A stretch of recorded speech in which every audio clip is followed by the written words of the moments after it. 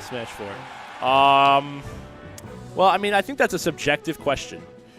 Really depends. Like, for me, I just like playing single-player games, you know? Like, I've been playing The Evil Within. Before that, I was playing Child of Light.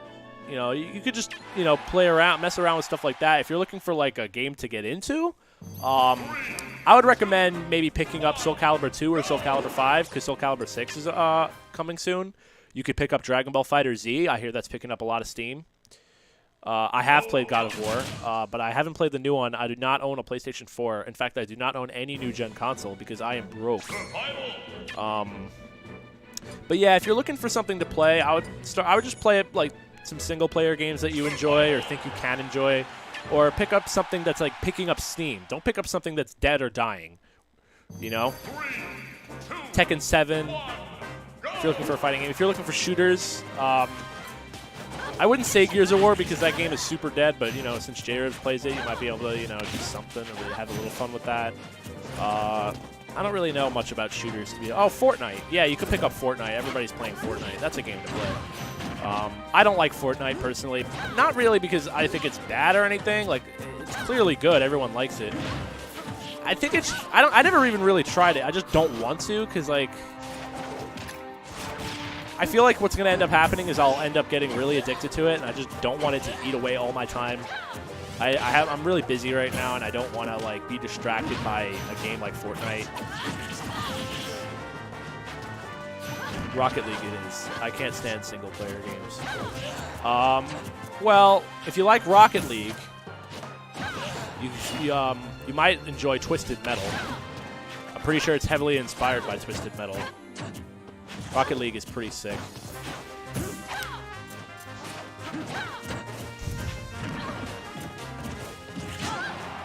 MVCI, you know, people say that game's dead, but I still see, like, YouTube videos of it. I wonder why that game wasn't, like, people didn't like it. I wonder what that was about. I know people didn't have, like, qualms with the graphics or whatever, but I don't know. I didn't care. I thought it looked fine. I think it was just, like, really different from the third and second game, and just people really weren't digging the changes. Like, it was just way too different. Lackluster roster. I don't know. It was, like, the same as the other game.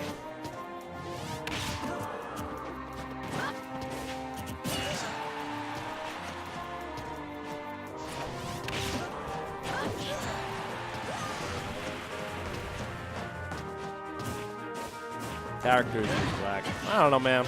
I liked them. But see, here's the thing. I've never been like a Marvel guy. I only started getting into Marvel with the movies that have been coming out.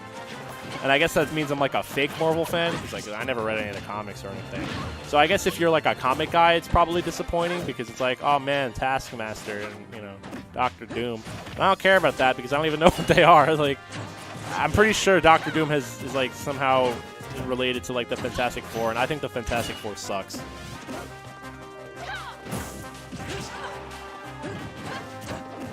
Like, I don't know. Everything I know about Marvel comes from the movies, so I liked the Marvel cast.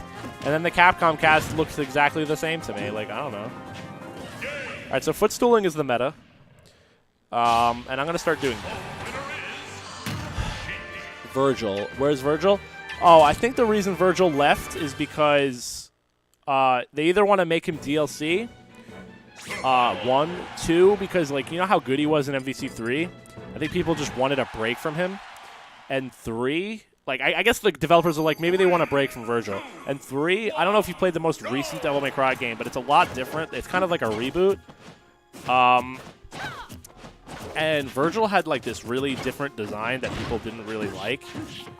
I don't know. What design did they do for Dante? Dante's in that game, right? If he's not in the game, that's really weird. If Dante's in the game and he has his new design, then that's why Virgil didn't get in. If he has his old design, then I couldn't tell you. I guess they just felt like, let's just make him DLC or something.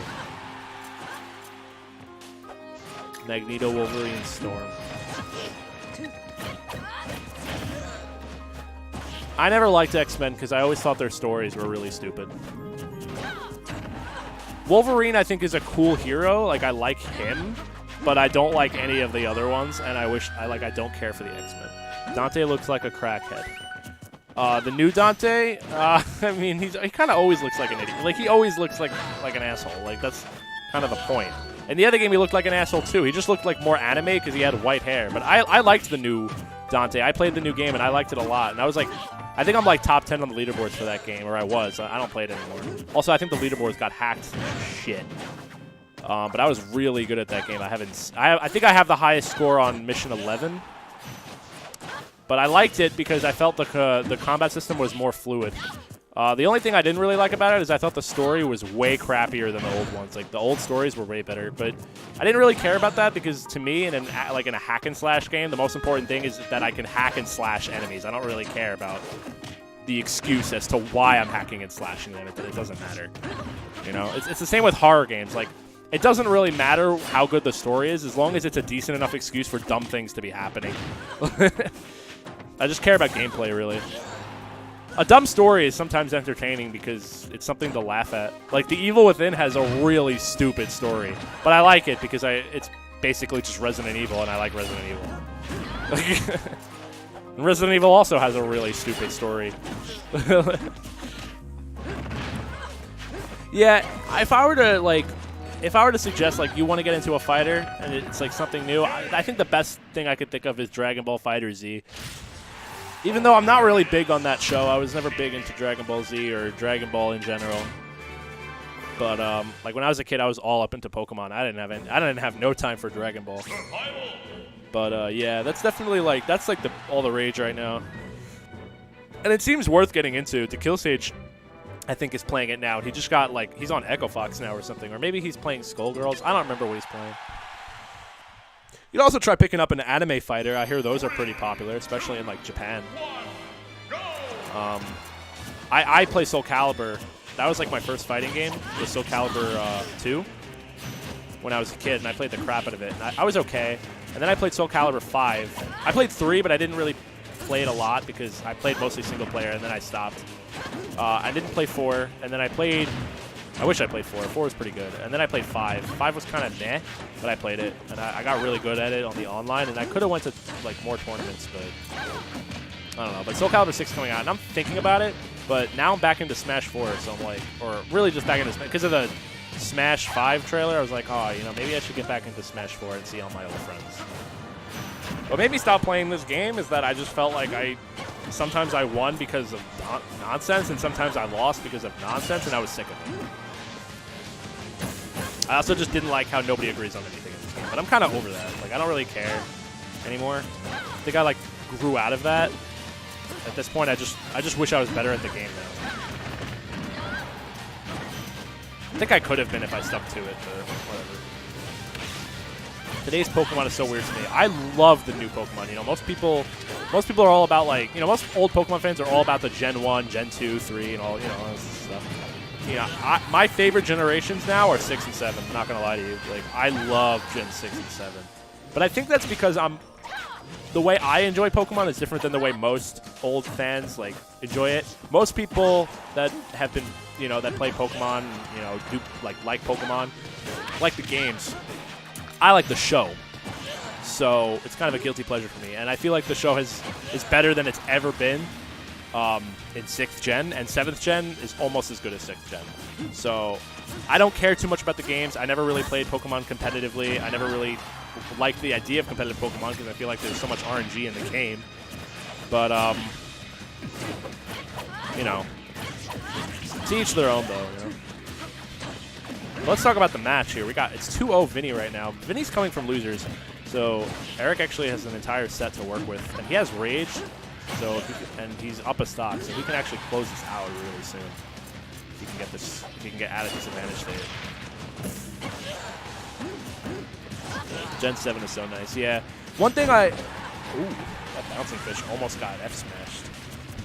Yeah, it's funny too, because I used to take shots at Gen 4 I felt like Gen 4 didn't introduce enough new Pokemon and mostly just created evolutions for Pokemon that already existed. But then Gen 6 and 7 did the same thing. They just created Mega Evolutions and Alolan forms, but I love those gens. So I think I just stopped I realized that there's only so many. They can only come up with only so many new ideas, and I just need to appreciate what they do. But I also didn't like the story for Gen 4. I don't like that they brought like gods and religion into Pokemon. Like I just never agreed with that. Like I don't mind Palkia Dialga, but Arceus is like OD. Like Pokemon God. Like I remember back in the day, like the idea like Pokemon were aliens that came from another planet. This is actually, yeah, he's dead. Wait, no up throw? Oh, I thought he was dead. The anime animation is like, it's just a different style. I think it's more westernized, and I think the reason they did that is because Pokemon is also very popular in America.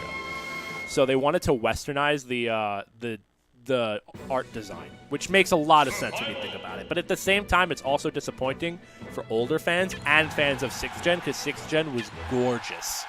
Absolutely gorgeous. When I first saw it, the 7th Gen, like, art design, I understood it, but I was definitely a little disappointed. But I'm able to like move past it because I get it, and it's not that big of a deal. It's also a different kind of show. Like it's much less serious and more like goofy, which is nice. I like that they're keeping things fresh. I mean, this show has literally been on since for like 25 years. Like if they didn't change it up every now and then, it would get really stale. And that was the problem with like the first 4 generations. Like it was literally the same show for like 15 years, and they finally started changing it with like 5th, 6th, and 7th Gen. It's just that in 5th Gen, like the main characters were really crappy. Like, but they really cleaned it up in 6th Gen and 7th Gen. They like the show a lot. Wow, that read was nonsense. That was so good. I wish I was that good. Oh my God, Vinnie, teach me your ways. I'd literally pay Vinnie to teach me to play this game if I had money. Nah, I wouldn't do that. I don't know. I never liked the idea of paid lessons for video games. Like I have Soul Arts is a player that he's a player that came to me one day a long time ago and asked me. He asked me a lot of tips, and I just gave it to him. Like I didn't care. It's like I'm not gonna ask. I think he offered to pay me too, and I was like, no, just grab a chair. Bro. I don't like the idea of money matches either. I understand them now, but back in the day, I thought they were just, like, greedy. But then I realized the reason why people do it. And it's, like, to practice being under pressure. ATP Soul Arts, he's a player that comes to AON. He's a Shulk main. He's pretty much the best Shulk in Tri-State right now. But there was at one point, he was, like everyone else. He was a noob at one point. So we all are. Nice tap. Oh, but he catches him with the up smash. Alright, see now, like, this might look really bad for Eric, but it's really not because Rage, Smash 4, dumb game. I'm not going to say that, like, Vinnie is losing yet, but... Oh, my God. Okay, it's getting there. Like, see, that's the thing, like... I wonder if Vinnie's afraid right now, because, he's playing Sheik, and Lucina has Rage. I'm pretty sure he knows that, like, he's in this, like, range where you can get, like, that F-tilt 50-50s, but... That was a really good grenade. It didn't work out. He's almost in kill percent for an F-Smash. You never played Smash before the Switch version? That's going to be your first one? That's exciting, dude.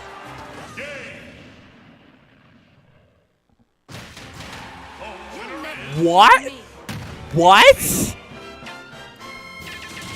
I don't know if you guys can see my face right now. My mouth was wide open, just like, what? Did Eric plan that? Eric.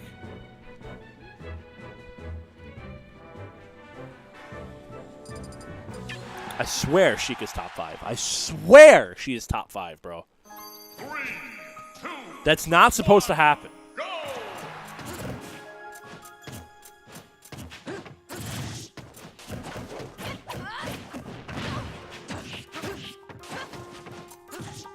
go! I can't commentate anymore. I was never really commentating. I was just talking to the guys in chat. I haven't commentated a single thing about these matches, really.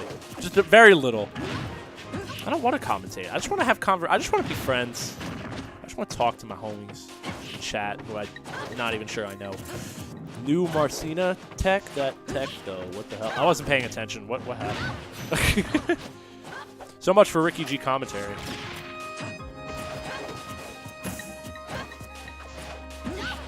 power shielding. Damn, that's annoying. Like, I can't. I wish I. Ooh. There's some crazy things happening right now. You know? Lucina top tier? No, she's like high tier. Maybe she's top tier. I don't know.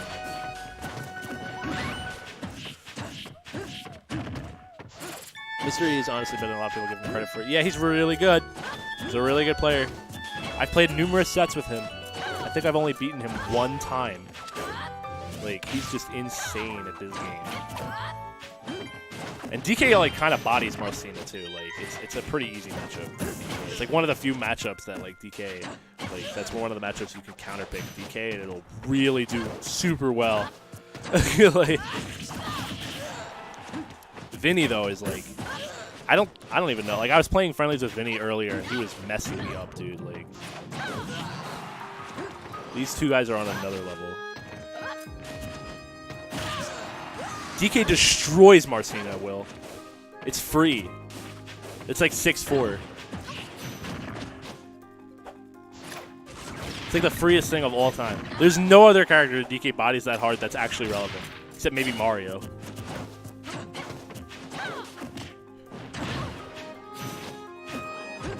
Like, I'm still going to play DK for that matchup. I'm not even going to bother going Sheik or Cloud. There's no need to. I'll just go DK, tipper jab, up tilt him at like 90, and he'll die. Dead. Oh! Yo, Town and City doesn't have small ceilings. What you talking about?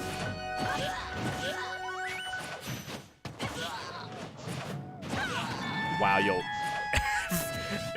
He just had this crazy disadvantage string, and he can get like an F smash.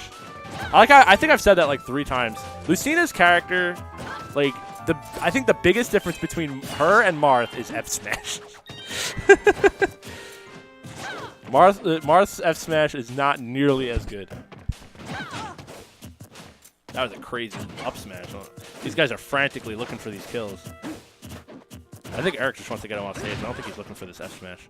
Ooh, that air dodge is scary. Ooh, just like raw fair. Oh, oh, that was it. Yo, this is crazy. They're so nervous. Oh my God, that's it. Yeah. So that's a bracket reset, I think.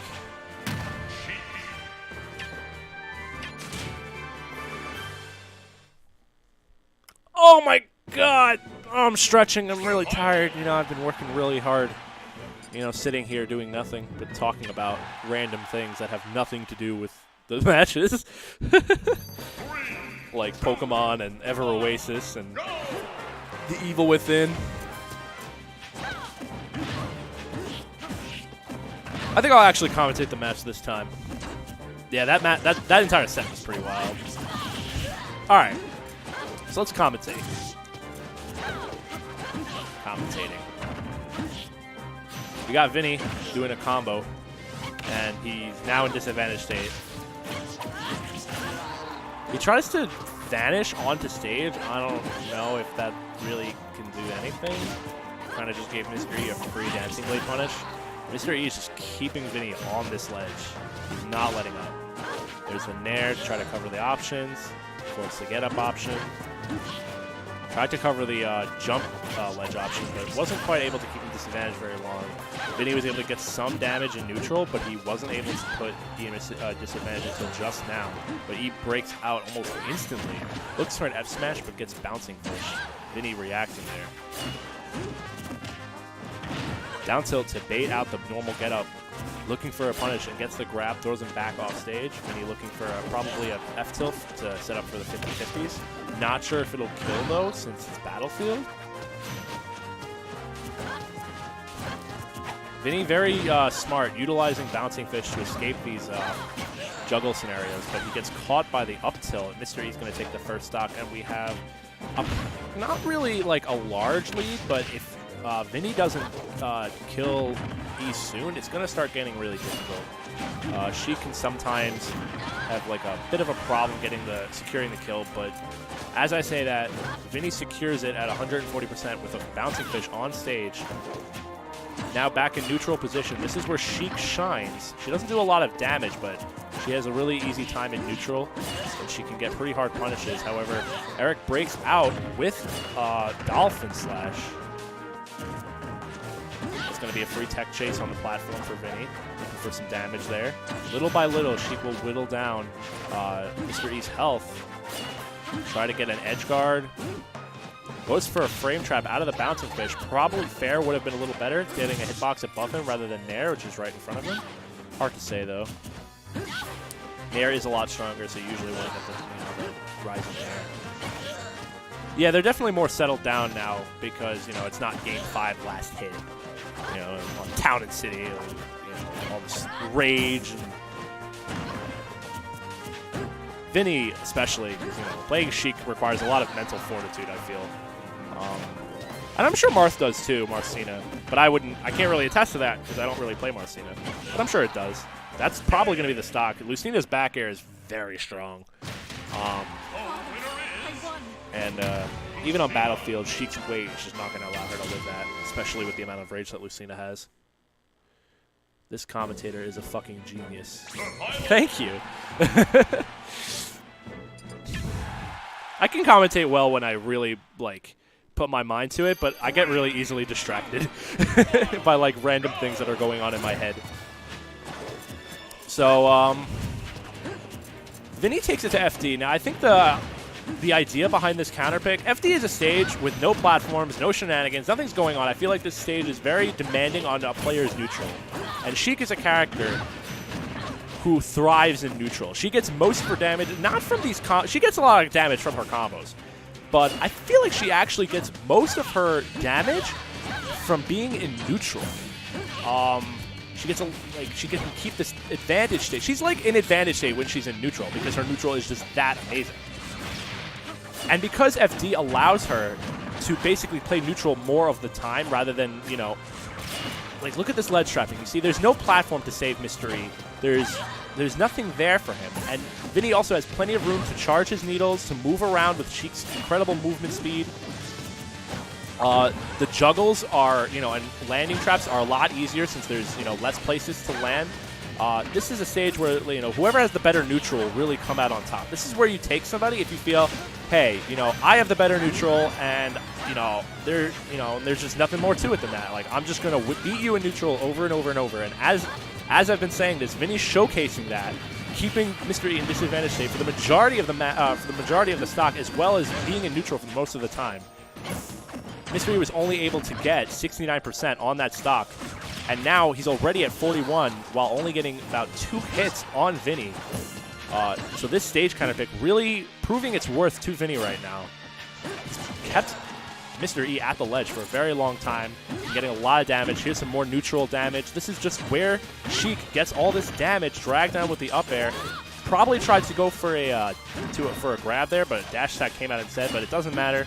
He's going to land the dash attack, or not land the dash attack, but he's going to still keep him off stage, get a nice amount of damage, but Mr. E reacts to Vinnie's mistake and is able to get an up smash punish.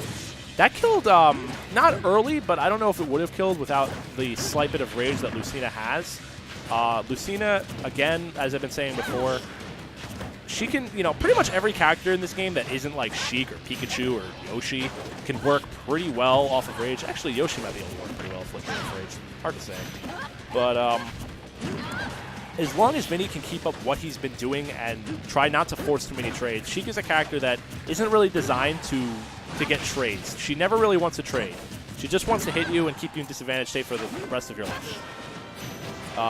And she can get out of disadvantage states with her amazing bouncing fish. And, she may not be very strong and have a lot of kill potential, but she's never really in a bad spot. And that's what makes her so powerful as a character, especially in a competitive format. But Mr. E, he's making the reads right now. He's also utilizing, see, the thing about FD, what makes it a double-edged sword, is that once your opponent starts getting the hang of you in neutral, he can start taking you to town. And Mr. E doing just that, brought it all the way back, and the percent deficit is large, but with rage as a factor, is going to have a huge impact, and Mr. E going to take it, despite Vinnie having a very sizable lead and commanding neutral for almost the entire game until really the last few moments. It's got to be rough for Vinnie. He's probably thinking, I had that match going, and I think that's exactly what he's thinking, and he's going to just run it back. It wasn't really the stage. Mr. E just, I guess he adapted to what Vinnie was doing, and it looks like it's Vinnie's turn to adapt back. He's going to try to do the same thing he did before, just utilize the fact that this stage allows Sheik, gives Sheik a lot of room to play. Gives her a lot of room for her mix-ups, for her, her movement. That's the thing about playing Sheik. As good as she is, she's very nerve-wracking to play. It's just the mental fortitude that is required is very high. And he's going to get his shield broken by the shield breaker, and he's going to eat a punish. It's not going to kill, though. Without the tipper mechanic from Marth, shield breaker has a harder time killing. So, although he got quite a bit of damage from that, he's now in a pretty significant disadvantage, both in percent and in neutral. Vinnie could have opted to throw him off stage, but he instead puts him back on the stage. I guess thinking, I'd get a combo off of it, but it didn't work out. And with again, rage is a factor here, and an F smash or a shield break, anything like that, should take the stock. I think there are other options too. Maybe a tipper side B from Mr. E. Nice F tilt to that was a good check right there. Sometimes when you're in a scenario where you think you can get punished, sometimes throwing out a move is very strong. I call that checking. I mean, that's really what it is. You're checking your opponent. You're checking. There was like a momentum shift on that up B. That was strange, and it ends up in an SD. But yeah, you can check a lot of options to, as a like when you whiff when you whiff and you think you're going to get punished, you can sort of check the punish if your frame data is good enough, and as long as what you whiffed isn't too laggy.